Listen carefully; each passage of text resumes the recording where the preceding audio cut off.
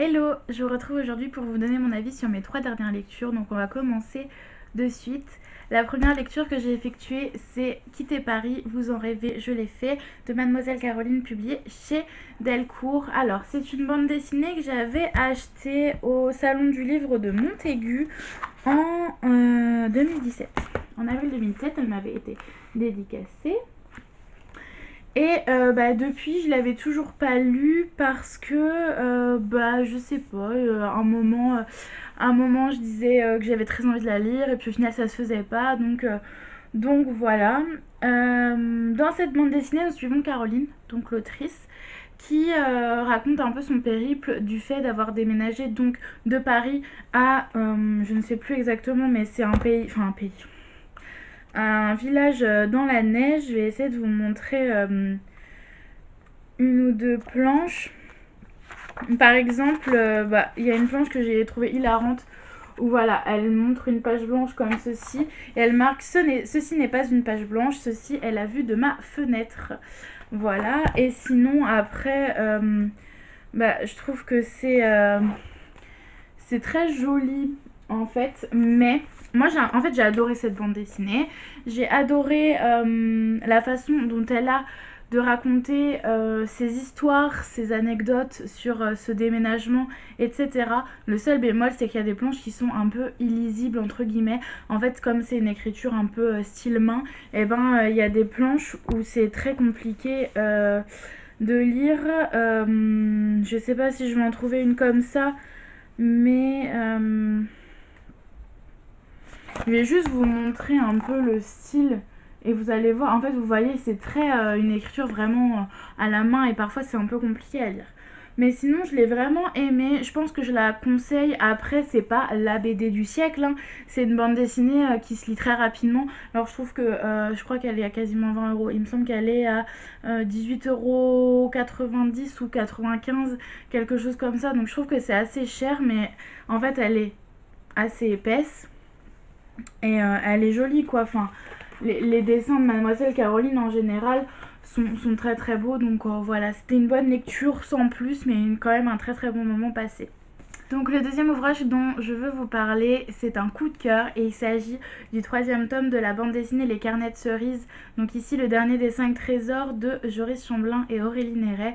Moi ici je l'ai chez France Loisirs, mais en temps normal il me semble que c'est chez Soleil Collection Métamorphose. Déjà, regardez-moi cette beauté.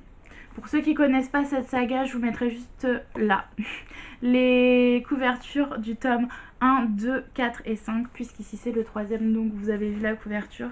Le principe un peu de cette bande dessinée, c'est que ça raconte donc l'histoire de Cerise, mais c'est assez original puisque nous avons donc des planches de bande dessinée totalement normales, mais aussi au début, à la fin, et il y en a aussi je crois au milieu de l'histoire. Nous avons des planches de son carnet, hop, je vais y arriver, par exemple ici, qui explique. Dans ce tome-là, Cerise va s'attaquer au problème de Sandra. Sandra est une jeune femme qui a des pertes de mémoire suite à un incident qu'elle a vécu en étant jeune. Vous le découvrirez dans la bande dessinée. Ce que j'ai adoré, c'est que Sandra soit relieuse. Je crois que c'est comme ça qu'on dit.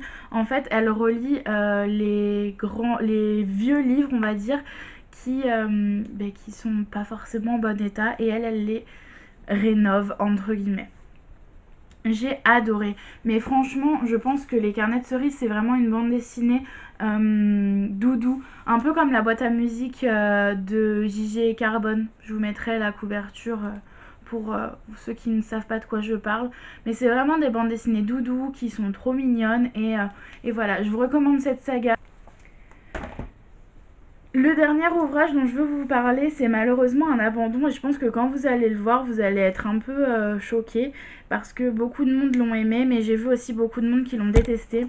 Et il s'agit de The Hate You Give de Angie Thomas, publié ici chez Nathan. Moi, je l'en ai preuve non corrigée, mais je l'ai abandonné. En fait, pour vous expliquer l'histoire, je m'étais arrêtée à 200 pages à peu près.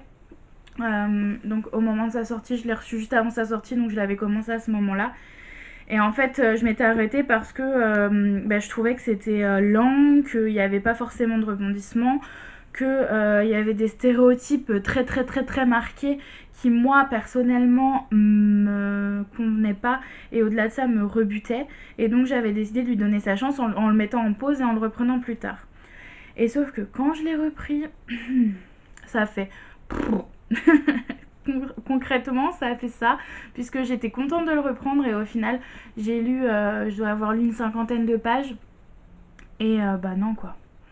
C'est rempli de clichés sur les noirs, c'est rempli de clichés sur les flics. Alors je sais qu'aux États-Unis c'est un tabou, un peu les flics blancs qui assassinent les noirs, etc. Je sais que ça fait polémique aux États-Unis et je sais que c'est un sujet important, mais là je l'ai trouvé assez maltraité. Alors attention, je dis pas que c'est une purge ce livre, puisque s'il a plu à autant de monde c'est qu'il a du potentiel, mais tout simplement quand Star, c'est ça, Star dit je prie Jésus noir, quand Star, je sais pas, j'ai pas d'exemple comme ça. Il y a vraiment des clichés qui sont durs et qui ne conviennent pas, je pense, à un roman jeunesse qui a eu autant d'impact, parce que en fait on schématise la jeunesse américaine, afro-américaine pour le coup, et je trouve ça dommage. Alors là j'ai reçu le nouveau de Angie Thomas qui s'appelle Paris pour percer, tu peux pas m'arrêter, ça doit être ça. Je vous mettrai la couverture juste là. Je vais y arriver un jour. Parce que en fait, je crois que j'ai un problème aussi avec l'écriture. Donc je verrai bien. J'espère que j'aimerais, mais pour le coup, celui-là c'est un abandon. Et je suis déçue. En fait, je sais pas si ça vous le fait parfois, mais je suis déçue de ne pas avoir aimé ce livre. Parce que quand il y a eu un engouement tel autour de ce livre, j'étais trop cool, je l'ai à la maison, il faut que je le lise, il faut que je le découvre. Et en fait, bah, voilà quoi. C'était une déception. Si vous avez lu un de ces 3 ouvrages, hop, n'hésitez pas à me le dire en commentaire, on pourra en parler. N'hésitez pas à me dire si vous avez aimé The Hate You Give et pourquoi vous l'avez aimé en fait. Pareil pour ceux qui ont lu les carnets de cerises, n'hésitez pas à m'en parler sans me spoiler le tome 4 et le tome 5, mais j'ai trop hâte de découvrir la suite de cette saga. Et bah voilà, en attendant une prochaine vidéo, je vous fais de très gros bisous et je vous dis à très vite. Ciao.